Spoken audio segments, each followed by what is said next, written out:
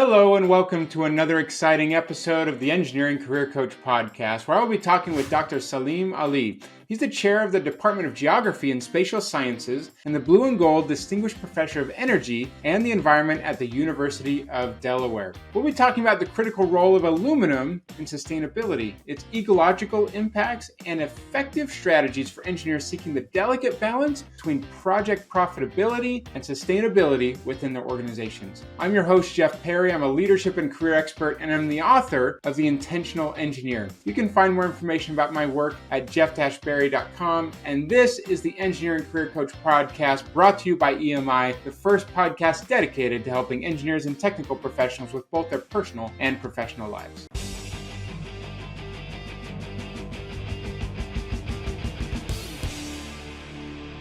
Now it's time to jump right into the main segment of our episode. Today I have with me Dr. Saleem H. Saleem, welcome to the Engineering Career Coach podcast. Thanks, Jeff. Now, Saleem, we'd love to learn more about you. Can you walk us through a little bit about your professional journey, specifically in the world of sustainability, and how it has helped shape your perspective to where you're at right now? Yes, so I grew up in Pakistan, in a developing country, and I encountered a lot of day-to-day challenges in terms of how people were relating to natural resources, where they were getting their water, their food, and so I was very interested in having sustainable production systems just from my teenage years. And when I decided to go to college in the US, I wanted to major in environmental studies. And so I was fortunate that I was able to find a program where I was able to do a major in environmental studies. I spent a lot of time trying to understand what is our relationship to the elements, because my other major was chemistry, so chemistry and environmental studies. And so I was always very interested in the periodic table and linking specific elements to how we relate to a more sustainable trajectory. And then, later in life, I ended up working at General Electric in industry. So I got a perspective working a lot with engineers and understanding how, engineers can become very much in a sort of a tunnel vision approach where they're so focused on solving one particular problem that they sometimes don't get a systems perspective. And that's why the whole field of systems engineering developed, to get engineers to think more broadly, laterally.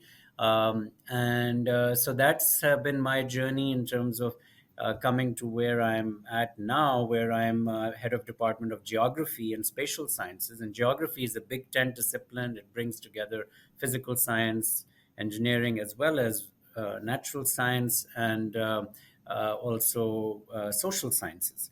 So I see myself very much as an environmental system scientist, and that's kind of where I'm at now. Okay, so can you tell us more about what that entails and some of the challenges or problems that you're working on solving and researching these days? Yeah, so, for example, day to day, the materials we consume, I'm interested in deep in the supply chain. Where do they come from? What are the impacts that their production and consumption have? And how can we think about making choices looking at the broadest set of issues related to them? So if you're consuming, an electronic device in some form, you use it daily. What are the materials that constitute that device? Where can we understand the mines that they came from, and what were the impacts of the extraction, both on the environment and on the community? How can we mitigate that? And then, what can be comparative materials which we can use to produce similar kinds of items? So I have this kind of a vision of sustainable supply chains. That is what informs a lot of what I do. Okay, I love that, the concept of sustainable supply chains. So you recently authored a book, Soil to Foil, Aluminum and the Quest for Industrial Sustainability. Can you tell us a little bit more about this book and where this came from for you, and what are the exposures and things you're hoping that it helps us understand? Yes, so because of my interest in chemistry and the elements, I was actually contacted by a publisher, Columbia University Press, who said, you've written previous books about minerals and society. Can you do a deep dive on one element? And Hmm. one element that we use a lot and has been neglected. And so I started thinking about, could I write it on copper or gold? And there have been books written on other elements, and have looked at sustainability issues from them. There are good books on carbon, for example. But there hadn't been a book on aluminum in this kind of a sustainability fashion, where it looks at this metal in a deep dive, understands its industrial history. And so that's why I chose aluminum as that element. It's the most widely used metal in terms of the number of products that we make from it. It's also the most abundant metal in the Earth's crust. But there's also a very weird paradox that even though it's so abundant, it was one of the last metals to be isolated and made available for industrial uses. So, for example, tin and copper, we have had the Bronze Age, going back Hmm. thousands of years, where we had alloys of tin and copper, which we were using. Iron, of course, we've also used, we have the Iron Age. But aluminum, even though it was so abundant, but because of its chemistry, it was very difficult to isolate it. Hmm. And eventually, when we figured out how to do it, because it was so abundant in the Earth's crust, it suddenly ballooned into this massive commercial enterprise where we were making everything from aircraft to foil, essentially from aluminum. And you can see just on a day to day basis how much of your own daily product intake connects with aluminum, whether it's the skin of your laptop or the car you are riding in, or even the sandwich your lunch is wrapped in. So, Interesting. Interesting. So tell us more about how aluminum then relates to sustainability. It's a very abundant element in the world. Now we've learned how to isolate and harness it. It's used all over the place in so many different products and things. So, ecologically and sustainably, what are some of the consequences of extracting aluminum, using it, and how it gets perhaps recycled or not in our modern age? yeah, no. So, with aluminum, the sustainability connection is fascinating because aluminum illustrates what I call the material energy nexus very well. A Okay. lot of times how we use materials is connected to the embedded energy in them, or what Hmm. energy is required to produce them. Hmm. And in the case of aluminum, because of the very strong bonds that aluminum has with oxygen, it's Hmm. very difficult to isolate aluminum as a metal. So, the sustainability dimension of aluminum required very high levels of energy to be used to extract it and to make sure that energy came from sustainable sources. So, if you think about Mm. where are the major aluminum smelters in the world, they are close to major hydropower establishments. So in America, which the first aluminum company was Alcoa, which was Hmm. started by Charles Hall, the man who actually invented the process to extract aluminum. He was an undergraduate student at Oberlin College in Ohio, where he worked, and it's a great inspiration for undergrads who might be listening to your show, that he developed this process just as an undergraduate research project. And he became the founder of Alcoa eventually because he was able to commercialize it. He Hmm. became the CEO of Alcoa. And then Alcoa had to situate its production facilities very close to cheap energy. So Hmm. that's why some of the earliest smelters were near in upstate New York and Quebec, where you had access to cheap hydropower. Okay, so that's interesting. So, and that's just because the process of extracting the metal aluminum that we use in all of our products and things we think about just takes so much energy to put into that Mhm. to get it to. It's not just the aluminum comes out of the ground and then we melt it and whatever. It's like Yeah, there's a lot exactly. more to that. Okay, so can you share some other stories or case Mhm. studies from communities that have been affected by aluminum production, Yeah, and especially with related to resilience and restoration, sustainability, and how we can do yeah. that well. So, with aluminum, because the energy level is so high to extract it, it also creates an economic incentive to recycle the metal more, which is another Sure. important sustainability connection. But also, the location of bauxite mines is in many areas where it is often challenging to extract the ore, even though it is abundant overall in the Earth's crust. To have it economically viable to extract it, you need a certain kind of ore deposit, and most of the bauxite deposits have been in these areas where there has been deposition of layers of this kind of conglomerate material. And Mm. that, in the case of the Americas, has been particularly in the Caribbean, in islands, in Jamaica, in Guyana, on the coast of South America, Suriname. These are places where there was historically a lot of bauxite.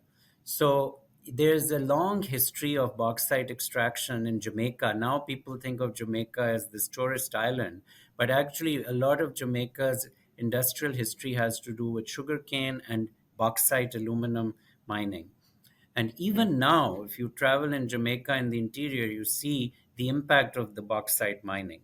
A lot of the Yeah. farmers who used to be able to farm for a range of fruits and other agricultural products were not able to recover once the mining was carried out, because the Mm. soil did not have the same productivity. So, in the book, I also talk about some of these other aspects of the aluminum trade which were challenging. Even though in other cases aluminum provided us with remarkable technologies, it provided in some cases also communities with a lot of employment opportunities. In Quebec, there was a town that was established by Alcoa, or the Canadian arm of Alcoa, which was called Alcan. And this town, which was named after the second CEO of Alcoa, and Arthur Vining Davis, he named it Arvida, the first two letters of his name, each of his names. And Arvida was like this utopian town that was built by the company to, have a very pristine kind of existence for the community that was living there, living close to nature, but also working in industry. And he had this vision for that. So it's fascinating. You had the negative stories, but you also had the positive stories. Hmm. And that's one of the things I've tried to do in this book, is to provide a very nuanced, balanced perspective, very pragmatic, as I'm sure your engineer audience would appreciate, not trying to just blast the industry for being, polluters and so on, acknowledging the problems they had, but also recognizing all the contributions they made.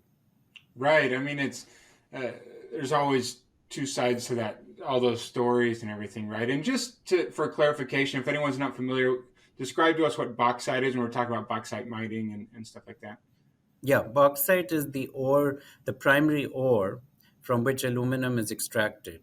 It's primarily aluminum oxide materials Hmm. that are, it's a mineral essentially, Yep. but the mineral is, it's tied up in these kind of conglomerate Hmm. rocks, and a lot of these deposits are in in tropical environments. So you have Hmm. got, as I said, in Jamaica, Suriname, Guyana. The largest bauxite reserves now are in the West African country of Guinea, which I also visited, and Guinea is featured in the book as well, in terms of what that could mean in the long term development if they were able to use this resource smartly for revenue generation.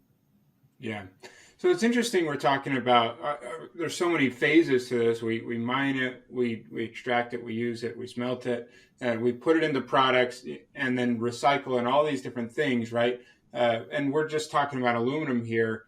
How do you, we've got engineers here who probably a lot of them are or will use aluminum in their product designs, right? So how would you talk to them about kind of steering the narrative and the story towards moving towards a more circular, sustainable economy when we're talking about aluminum or other related materials? And how what impact can engineers have in that process? Yes, with engineering, I think what's most important is that you have to think about the full life cycle of the material. And there are tools in engineering, we use life cycle analysis, which I talk about in the book, where you can evaluate the impact of the product over its full life cycle, from mines to markets to hopefully reuse, refurbishment, recycling. And that goes into product design as to how well it's going to be. So for metals to be extracted from the materials, you need to have modularity so that it's easy to take apart the device that you have constructed.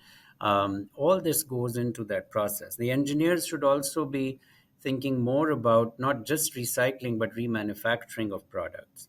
It's very important that we try to reduce the total footprint through not just trying to take the whole metal out and putting it through the smelter, but using the device again in a more constructive way. Mhm. So that's kind of the way I've approached this issue. And there are enough resources now for engineers to be able to work through that.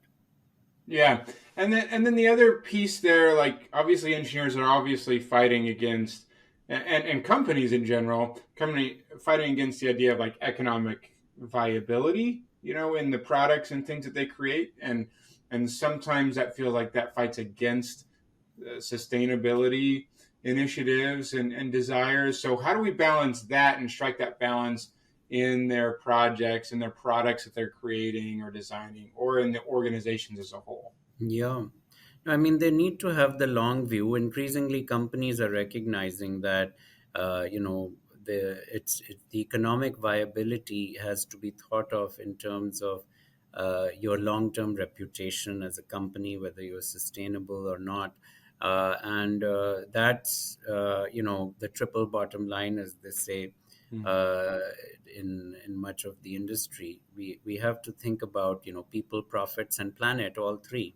And engineers need to recognize that's part of your optimization problem. Engineers are Mhm. supposed to learn optimization, and optimization has to include variables that are about the environmental and social impacts just as much as they are about the optimization of energy usage or material usage and so on. Yeah, so sustainability, the short-term price, long-term price, and viability of your company as a whole.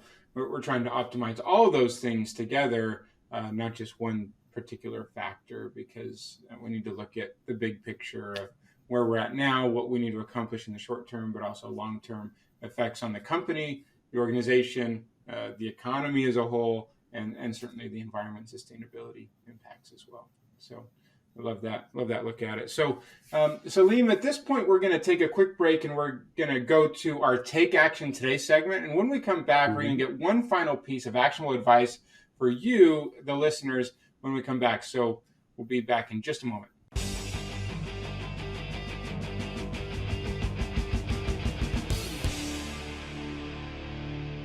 Now it's time for our Take Action Today segment of the show. Saleem, we've discussed a number of things, and I know you've opened my mind to some different aspects of engineering and design and materials that I hadn't thought of before, and probably many things for our listeners as well.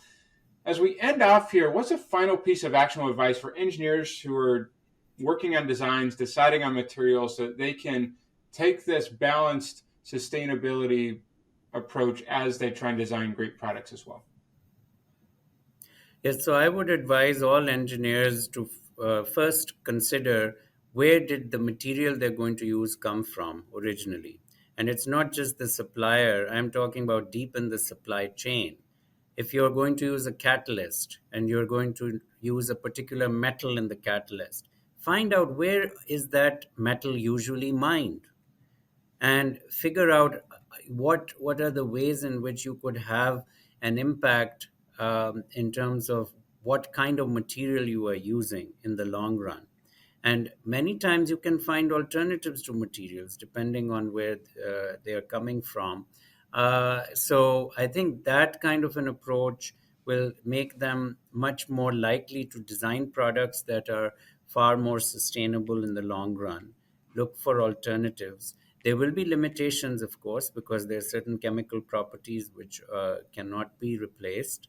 But we will see that happening. I mean, with lithium ion batteries, we are seeing now people are thinking much more about sodium ion batteries. There are trade-offs for sure, but that keeps us on our toes, trying to find innovations, trying to find other ways of combining elements and materials to make them more sustainable, because there's concern about where lithium comes from and the supply chain issues around lithium.